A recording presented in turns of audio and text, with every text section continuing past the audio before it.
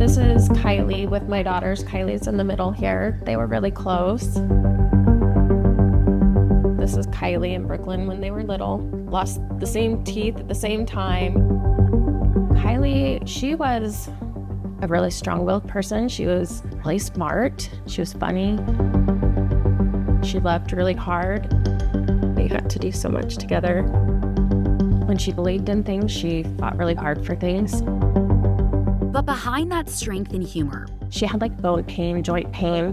Her neck hurt. 23-year-old Kylie Ristisi was in pain, looking for relief without prescription opioids. She found Kratom, a botanical extract marketed online and in smoke shops as a safe, natural alternative.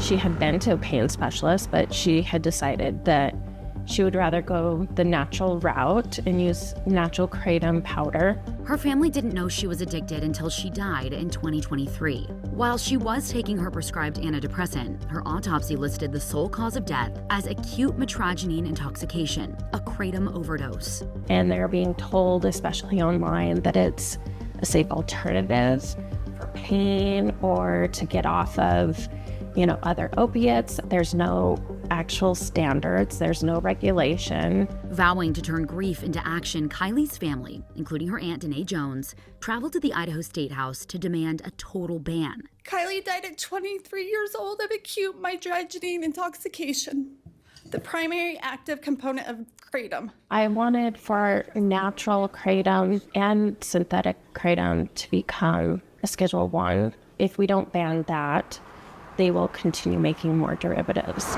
Besides the fact that that's what Kylie was using when she died. But as families, doctors, and police chiefs fought for the state to step in, a multi-billion-dollar industry and many kratom users fought back.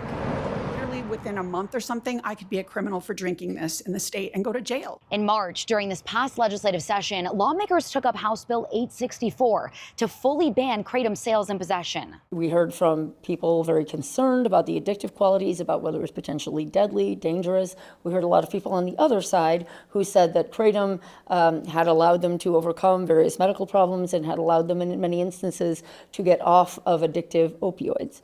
And they were saying that, this allowed them to live a productive life, to hold down a job for the first time in decades. On the other side of the building, a state senator pitched a kratom industry-backed bill, keeping natural kratom legal while adding age limits, strict labeling, and testing requirements, while banning synthetic compounds like 7-OH. The total ban stalled in committee. The regulation bill failed on the Senate floor.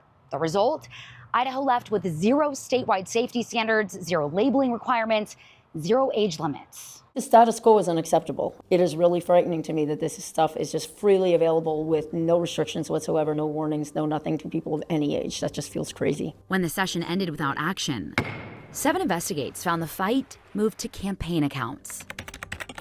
Financial filings show over $50,000 flowing from kratom executives, suppliers, and manufacturers to Idaho PACs and candidates, including House Speaker Mike Moyle, Representative Alana Rubel, who sat on the committee that heard the kratom ban bill, and former legislative candidate Brian McKellar.